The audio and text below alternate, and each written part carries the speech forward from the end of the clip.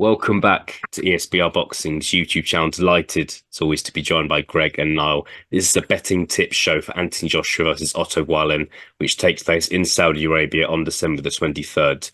Gents, good to speak to you. Always enjoy having a natter about some betting odds. Kind of you have some wild betting tips at ESBR, and we have some kind of much better ones. Let's be honest. Only a few days out now, gents. So I'm interested to know how are you feeling about this fight generally? No, I'll go to you first. Not long to go here. Are you looking forward to this one?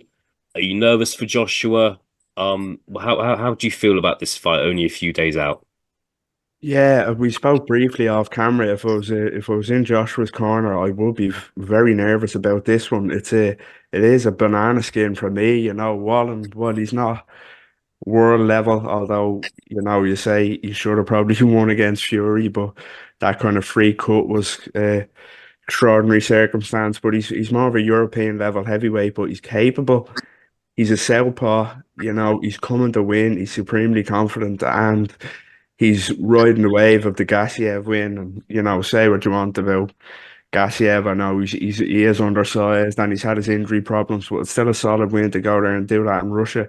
He's still a dangerous puncher. So he's riding that wave of confidence. And Joshua, for me, is whether it's, I don't know with Joshua, whether it's a lack of confidence since dating back to when he lost to Ruiz, or a lack of hunger because of the money he's earned, but he just doesn't have the heart that he used to have for the sport anymore. He's gone through somewhat of a crisis in his own head. So I think it's a very tricky fight, as we did mention off camera as well. I think if this was peak Joshua, I think he'd run through Otto Wallin, but yeah, he'd want to be kind of mind his P's and Q's in this one. Fantastic.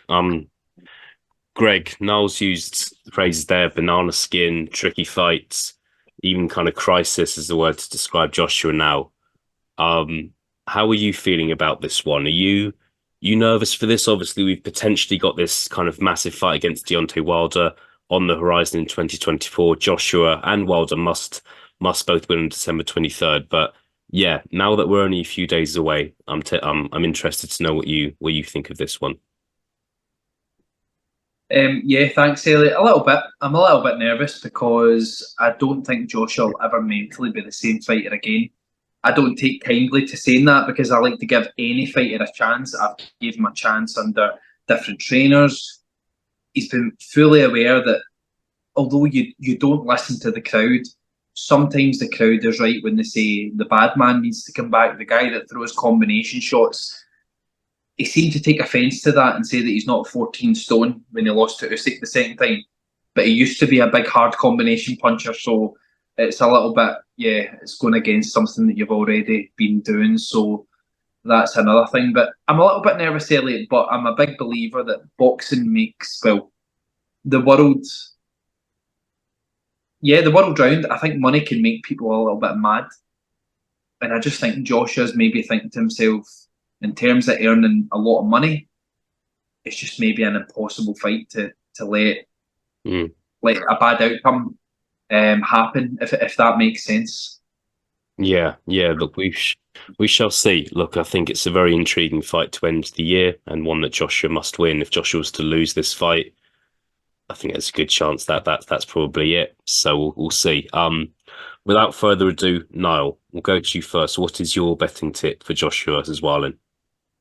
Well, as I mentioned, we're looking at a different Joshua now to that massive kind of rootless combination puncher that Greg mentioned that he used to be. If it was those days, I think he'd stop him in the first half of the fight. But I just think he's too conservative now. He's lost that fire in his belly, and I've got him to win on points at 11-10 to win on points. But I think it's going to be a very underwhelming points win, and there'll be some really hairy moments. And when I say hairy moments, I don't mean he gets dropped or hurt because I don't think Wallen is that massive puncher, but I think there'd be periods of a couple of rounds or more where he'll be getting soundly outboxed, and I just think he might clip Wallen and drop him once or twice to kind of scrape over the line. But Yeah, that's my betting tip will be Anthony Joshua on points, 11-10 in an underwhelming contest. Yeah, look, I think that's a lot of people would say that's the most likely outcome here. Joshua's still got a high KO percentage, obviously got the stoppage win in his last fight against Robert Helenius. And on the other hand, also Violin on the one loss he has gotten his record against Tyson Fury was on points. So yeah, we're going with the safe option, but it's hard to argue against that one, Niall.